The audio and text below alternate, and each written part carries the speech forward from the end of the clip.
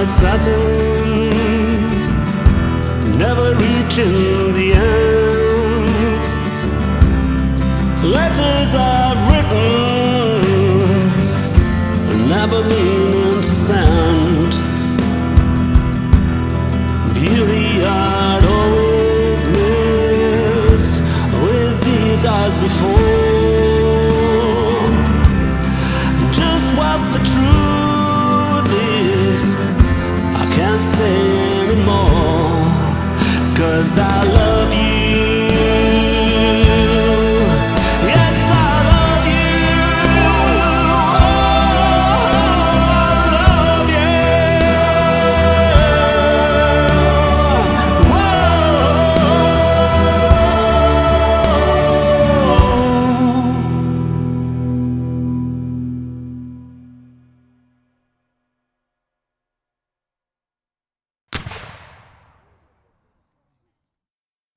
Hey all, welcome to Circle of Tone. And today, the dark, the brutal Moody Blues, 60s, 70s legends that were kind of like proto prog. And why is Mr. Thrash, Mr. Death Metal, Mr. This and That concentrating on the Moody Blues of all people? Because I watched a documentary and I thought, holy crap, we forget the influence that record labels and producers have on bands. And I think that we can take a page out of the Moody Blues book and add it to our own process to make sure that we get out of this death spiral that rock and metal is in right now when it comes to self-producing, or even producing with one guy that knows all the VSTs, the compressors, this and that and the other, but it still sounds like one long vanilla sausage, and it doesn't sound like a Valhalla sausage. So why does this old Moody Blues song sound like a Valhalla sausage? But before that, this video is demonetized thanks to my patrons at Tone, Richard P and Co. You guys are great. Nobody signed up since the last video, but that's fine. If you do like the channel, then maybe show your appreciation via Patreon. Justin Hayward, brand new singer in the Moody Blues, because the previous singer, who was excellent, and the old hit, you know, go now, go now, go now. It's just a beautiful song. But he thought that the Moody Blues were holding him back, so he got out. What better way to get back at that kind of, not disrespect, but it's going to hurt, right, if you're the Moody Blues? So they got in this young singer, this teenager. He wrote Nights in White Satin when he was a teenager. All of it means something to him, right? So right from the heart, he went from his own experiences. He did, as a teenager, when he got frustrated, wrote letters never to be sent. So he just wrote letters to himself and just left them. So it's almost like cathartic, right? He did that. He was with his girlfriend, and his girlfriend bought white satin sheets. So he's on the road just remembering, being in bed with his lover. And that's an exciting time when you're a teenager, right? So he's pouring it from his heart, because I love you and this and that. So experiences. He was just dragging it. He was writing what he knew. You can't get more genuine than that, It's why the thrash thing with good, violent, friendly fun, we were all a part of that, and because we were living it, and the bands were living it, so that it caught us. It caught us in the feelies, even when it's violent, even when it's not satin sheets and being a bard. But there's more to it. There's more to it. So they did pre-production for 6 months in Belgium, right? So they would work on their stage show, work on their songs, and then sometimes they go out to like a local bar. I would have loved to have seen that. A local bar, and work it out. And after 6 months, they had Nights in White Satin and most of the album.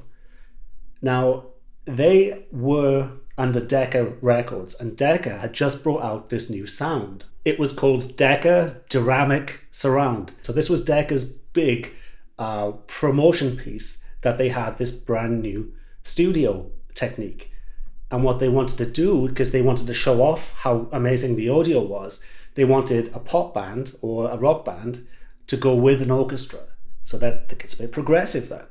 So they got in the studio with an orchestra, and they had a fantastic arranger he's done everything from old Cheney horror movie scores. Barbara Steele as Lavinia, Queen of Terror. Michael Goff as her unwilling slave. And introducing Virginia Weatherall, Guest star Rupert Davies. Curse of the Crimson Altar. To more modern stuff, relatively modern, like the Dark Crystal soundtracks and things like that. So they had classical arranger Peter Knight. Respect to Peter Knight. He never gets mentioned, but he was like huge back in the day. Really, I couldn't find hardly any information on him. But hey, here's me tip of my hat to him and his amazing arrangements that really go unsung, you know? So imagine somebody as talented now as the Moody Blues with this new young... Look at this guy. So imagine now you're a teenage girl and you see Justin Hayward, right? Or this young man singing this epic song with a type of sound that you've never heard before. Imagine, put yourself in their shoes, and they, vaginas exploding and everything. So it was like perfect, a perfect, middle finger to the previous singer, leaving them because they were below him. It was perfect. But the funny thing is, it didn't even make the top 100 in America. And it barely made the top 20 in the UK. It was only when it was re-released a couple of years later that it was a massive smash hit, and it was top 10 everywhere. So imagine how I think it was 1967. I'm going to look up what the top 20 was in 1967 to see the type of competition you had back then, and let's see if music's better than ever today when it comes to rock. And it's not just Hayward. The rest of the band it was a Mellotron that was doing the hook. So he brought in the bones of the song. The Moody Blues just really ramped it up, and then on top of that you got Peter Knight putting orchestras over everything and these backing vocals, these caterwailing, shrieking women in the background. It's like, what is going on? And a lot of the versions that are on YouTube are really bad quality audio, so I might actually dig up the whatever best quality version is there, and I might put my headphones and then sync myself into it, because that's what it's all about, man. It's about emotion. A lot, on the surface, you think that it's kind of pompous and the rest of it, but I don't think so at all, because it stood the test of time. You hear that song all the time. You go now, now and then, but White Satin, there's something magical about the mix, the song, the circumstances, and the management structure around them that would allow them to go to Belgium for 6 months. Imagine getting that type of deal right now, just to rehearse and practice and the rest of it. Not too shabby. And that's what's missing. So put yourself in their shoes.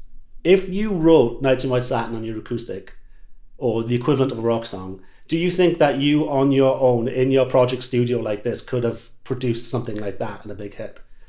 It's not. It's going to be very insular. It's going to be very one-dimensional, because it's going to be you and nobody else. It's going to be sprinkling fairy dust over it, or putting their own ideas on it. Or maybe you should change that a little bit, and building something that is a gestalt entity that's better than its original parts, the singular parts.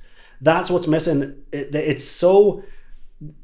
The nerds have taken over. One nerdy guy is always the guy that's programming the drums, programming the VSTs, getting this, Kemper that and the rest of it, snap to a grid, and it's so boring. It's like a, metal by numbers, rock by numbers, and even pop has taken a little bit of a sidetrack as well. So it's getting overtaken by rap, which is just aggression and sex, drugs, and rock and roll, So that's why I picked the Moody Blues. It's like, I could, if I was writing this type of music, I could go to, because I'm in Orlando right now, I could go to a high school orchestra and say, hey guys, who'd be interested in doing some recording? And you could get something together where it could be a little bit more than just you on your acoustic. There could be some upright bass player that's around the corner. There could be something that you could put together yourself. Just think, put yourself into the whole encompassing label. What you get. One thing you don't get is distribution, and one thing you don't get is being blacklisted, because basically it's a monopoly right now. I'd sell out in a second. So it's not just as easy as making... Oh no, it's the Tone Police. Oh yeah, I got rid of the Kemper. Sorry, the Tone Police didn't arrest me for crimes against humanity. All right, chaps. So that's it. And what did I record with? This is the setup. I used 2 of the new mics, but I didn't even use this. I didn't use my good mics. I used the Sterling Audio P10 and P20. So the P10 and 20, I had 2 of them on the acoustic, one of each, panned hard right and left. That's it. One track of acoustic guitars. I put some reverb and stuff on it with VST. And I also did the vocals with the P20 handheld microphone. But I was just sitting here and it was right in front of me. So very cheap setup, just a cheap interface, nothing fancy. One track of vocals, cheap vocal mic. It is a little bit sibilant because I have teeth which are slightly misaligned, and now you'll never be able to unhear it every time I say an S. So sibilant mics really do pop everything out, but with sibilance, it usually comes hand in hand with clarity. That is a very clear vocal mic, and it's very good for me because I like to put devil lock, which is distortion, and compression, and I like to put reverb on there as well. So the more cloudy you make things, you want the original signal to be pretty straight, pretty present. So I like that microphone for that reason. So good stuff. And the guitar is an old Ibanez Concord. These things are one of the best acoustics you can get in the world for recording. Rock solid. I haven't tuned this, I don't think, in weeks. Still in tune. Nights in White Satin. So that's it. Hopefully, I just want you to start thinking outside of the terrible producer and form advice that you get on YouTube when it comes to rock and metal. None of them get any hits. None of them get any leeway. None of the big bands are really selling albums these days. This is a graph of Iron Maiden and their sales. They do try and keep up with the herd, and then the modern production comes in, so they have to keep up with that. And you can see the sales just like disappear, which is why they're on the road all the time. So that's it, guys. Lots of stuff coming up soon, including some more old 60s stuff, but I'm getting a bit of an itch to go down a dark metal route because I think I need a bit of a workout. I haven't been playing as much as I used to. I haven't had that lactic acid build-up on Nights of White Satin. Please share, like. It helps my wheels get some traction when you do something as simple as like and share, and subscribe and hit that bell and all that shit. Love the comments recently. You dug the George Thorogood video. Didn't get many views, but it was very good response. So that was very nice to see. So if you like these types of things, say hi in the comments and suggest any bands that you want me to cover in the future. You've been great. I've been Owen. Circle of Tone.